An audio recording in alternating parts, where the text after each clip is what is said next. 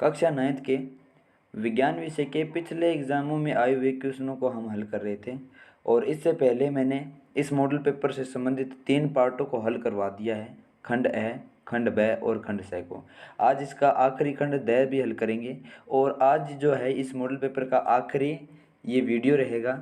तो स्टार्ट करते हैं पहले क्वेश्चन के साथ, जो कि है 21 नंबर क्वेश्चन खंड द का, कि समस्थानिक किसे कहते हैं और इसके दो उपयोग लिखो। तो एक्चुअली में समस्थानिक किसे कहते हैं उसके लिए आप देखें कि एक ही तत्व के परमाणु जिनकी परमाणु संख्या समान हो परंतु परमाणु भार अलग अलग हो, परमाणु संख्या समान हो लेकिन परमाणु भार अलग अलग हो, तो उसको समस्थानिक कहते हैं। अच्छा, इसके क्या लक्षण होते हैं तो वह भी आप देखिए कि इनमें परमाणुओं में प्रोटॉन समान रहते हैं, यानी कि समान प्रोटॉन होते हैं, जबकि न्यूट्रॉनों की संख्या अलग अलग रहती है।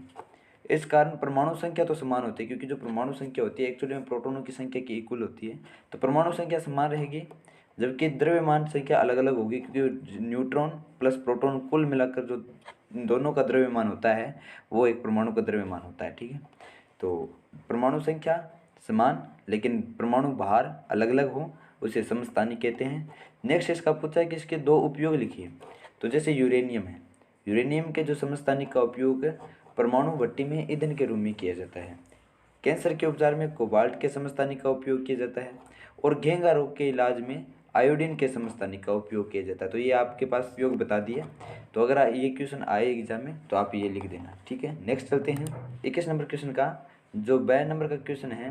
पूछा गया है हाइड्रोजन परमाणु के समस्थानिकों के नाम लिखो। तो हाइड्रोजन परमाणु के 3 समस्थानिक दिए गए हैं, एक का नाम है प्रोटियम, दूसरे का नाम है ड्यूटेरियम और तीसरे का नाम है ट्राइटियम। देखो इसमें अंतर क्या है कि जो प्रोटियम है उसमें सेंटर में एक प्रोटॉन होगा नाभिक में, ड्यूटेरियम के अंदर सेंटर के अंदर एक प्रोटॉन एक न्यूट्रॉन होगा और ट्राइटियम के अंदर एक प्रोटॉन और 2 न्यूट्रॉन होते हैं। तो समस्थानिक, इससे पहले आपने परिभाषा भी पढ़ी कि समस्थानिकों में प्रोटॉनों की संख्या एक ही रहेगी, तीनों में एक एक प्रोटॉन है, जबकि न्यूट्रॉनों की संख्या अलग अलग है। इसमें 0 न्यूट्रॉन, इसमें 1 न्यूट्रॉन और इसमें 2 न्यूट्रॉन, जिसके कारण इनका भार भी चेंज हो गया। इसके अंदर एक प्रोटॉन है तो एक भार, 1 यूनिट भार, इसमें एक प्रोटॉन एक न्यूट्रॉन है तो 2 यूनिट भार, इसमें एक प्रोटॉन और 2 न्यूट्रॉन है तो 3 यूनिट भार। ये भार अलग अलग हो गए। ठीक है, इसके बाद नेक्स्ट क्वेश्चन है 6 नंबर, सोडियम परमाणु का प्रतीक एवं इलेक्ट्रॉनिक विन्यास लिखिए। तो सोडियम परमाणु का जो प्रतीक होता है Na होता है और इसका इलेक्ट्रॉनिक विन्यास में जो पहला कोष होता है उसमें 2 इलेक्ट्रॉन जाते हैं, दूसरे कोष में 8 इलेक्ट्रॉन जाते हैं और तीसरे कोष में मात्र 1 इलेक्ट्रॉन रहता है। ये 21 नंबर का क्वेश्चन हल हो गया। नेक्स्ट चलते हैं 22 नंबर क्वेश्चन। पहला क्वेश्चन पूछा गया कि प्रकाश संश्लेषण करने वाले एक कोशिका यूकेरियोटी जीव को किस जगत में रखा गया है। तो इसको रखा गया है प्रोटिस्टा जगत में। अच्छा, प्रोटिस्टा जगत में किन जीवों को रखा जाता है तो वे है इस वर्ग में उन एक कोशिकीय यूकेरियोटी के जीवों को स्थान दिया जाता है जिनमें गमन करने के लिए सिलिका, फ्लैजेला आदि संरचनाएं होती हैं, जो स्वयंपोषी भी हो, यानी कि स्वयं अपने भोजन का निर्माण भी कर सके, और विषमपोषी भी हो, अपने भोजन के लिए किसी अन्य पर भी निर्भर हो, ऐसे जीवों को इसमें स्थान दिया जाता है। एक कोशिकीय शैवाल और डायएटम्स स्वयंपोषी, पैरामीशियम, प्रोटोजोआ, युगलिना आदि इस वर्ग के उदाहरण हैं। तो आपको इन एग्जाम्पल यानी कि इन उदाहरणों को भी आपको याद रखना है और प्रोटिस्टा में किन जीवों को शामिल किया जाता है ये भी आपको याद रखना है। नेक्स्ट चलते हैं, नेक्स्ट क्वेश्चन है 22 नंबर के, जिम्नोस्पर्म और एंजियोस्पर्म एक दूसरे से किस प्रकार भिन्न हैं। तो जिम्नोस्पर्म और एंजियोस्पर्म किस प्रकार से भिन्न है तो आप पहले देखें कि जिम्नोस्पर्म में पुष्प नहीं होते, यानी कि ये अपुष्पी पादप होते हैं, जबकि जिम्नोस्पर्म में पुष्प होते हैं, यानी कि ये पुष्पी पादप हैं। दूसरा है जिम्नोस्पर्म बीज फल के अंदर नहीं होता, जबकि एंजियोस्पर्म में बीज फल के अंदर होता है। इन्हें नगरबीजी भी कहते हैं, जबकि एंजियोस्पर्म इन्हें आवर्तबीजी भी कहते हैं। जिम्नोस्पर्म अंडाशय नहीं होता अतः फल नहीं बनता, जिम्नोस्पर्म अंडाशय होता है तो जो फल बनाता है। नेक्स्ट है जिम्नोस्पर्म, ये बहुवर्षीय, सदाबहार एवं काष्ठीय होते हैं, उदाहरण के लिए चीड़, देवदार, साइकस आदि। एंजियोस्पर्म ये एक वर्षीय या बहुवर्षीय, सदाबहार, पतझड़ वाले, काष्ठीय एवं कोमल सभी प्रकार के होते हैं, उदाहरण के लिए आम, नीम, पीपल आदि। तो एंजियोस्पर्म को आपको एग्जाम्पल किन्हें कहते हैं एंजियोस्पर्म, और जिम्नोस्पर्म के एग्जाम्पल्स किन्हें कहते हैं याद रखने हैं। नेक्स्ट चलते हैं। नेक्स्ट है आपका कि क्रिप्टोगेम एवं फेनरोगेम में क्या अंतर है। तो क्रिप्टोगेम में बीज रहित पौधे होते हैं, जबकि फेनरोगेम बीज असर वाले पौधों से मिलकर बने होते हैं। ठीक है।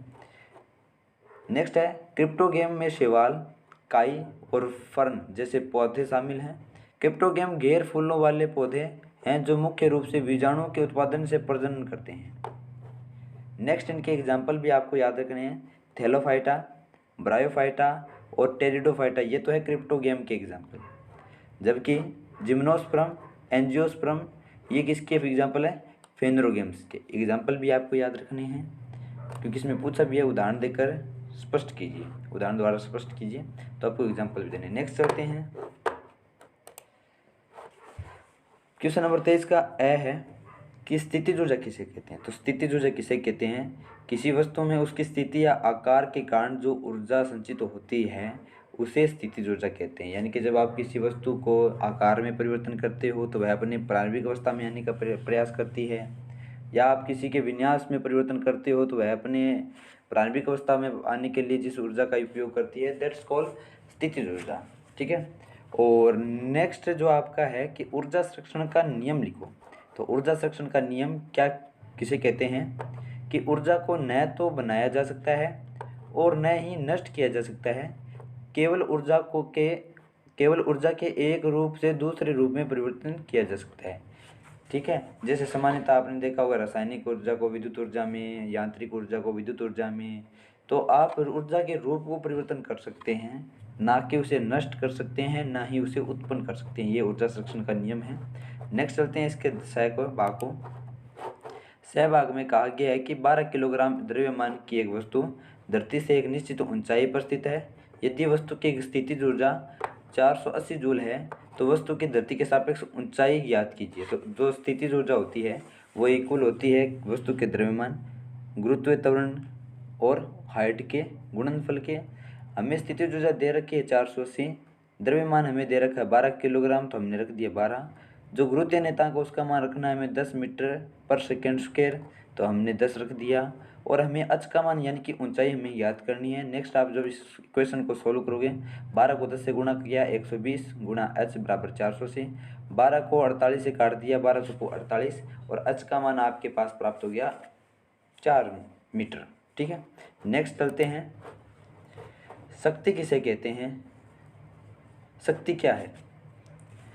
तो शक्ति क्या है, शक्ति वह दर है जिस पर कार्य किया जाता है, यानी कि कार्य करने की दर शक्ति कहलाती है। शक्ति का सूत्र होता है शक्ति बराबर कार्य बट्टे समय, यानी कि कार्य करने की दर। मात्रक होता है वोट। नेक्स्ट आपको पूछा गया है इसका वह, कोई व्यक्ति 100 वाट का एक बल्ब प्रतिदिन 10 घंटे जलाता है तो 30 दिन में वह कितने यूनिट विद्युत ऊर्जा की खपत करेगा। यानी कि प्रतिदिन अगर वो 10 घंटे चलाता है तो 30 दिनों में कितने घंटे हो जाएंगे, 30 × 10 यानी कि 300 घंटे। अब हमें शक्ति का फॉर्मूला पता है कि शक्ति बराबर वैसे तो कार्य बटे समय होता है, लेकिन शक्ति बराबर ऊर्जा बटे समय भी होता है। तो हमें यहाँ पर जो फॉर्मूला अप्लाई करना है शक्ति बराबर ऊर्जा बटे समय का, ऊर्जा को यहीं रहने दे, समय को जो इस यहाँ पर भाग में होगा दूसरी तरफ जाके शक्ति के गुणा में चला जाएगा। तो हमारे पास जो कार्य या ऊर्जा जिसका मान आएगा शक्ति गुणा समय, और हमारे पास शक्ति है 100 वाट, समय है हमारे पास 300 घंटे, 100 को 300 से गुणा किया 30,000 वाट हमारे पास आंसर आया। जो 1000 वाट होता है वो 1 यूनिट के बराबर होता है, तो 30,000 वाट होगा 30 यूनिट के बराबर। और ये 30 दिन में जो बल्ब खपत करेगा ऊर्जा उसका मान है 30 यूनिट। ठीक है। तो इसके साथ ये मॉडल पेपर खत्म होता है आपके।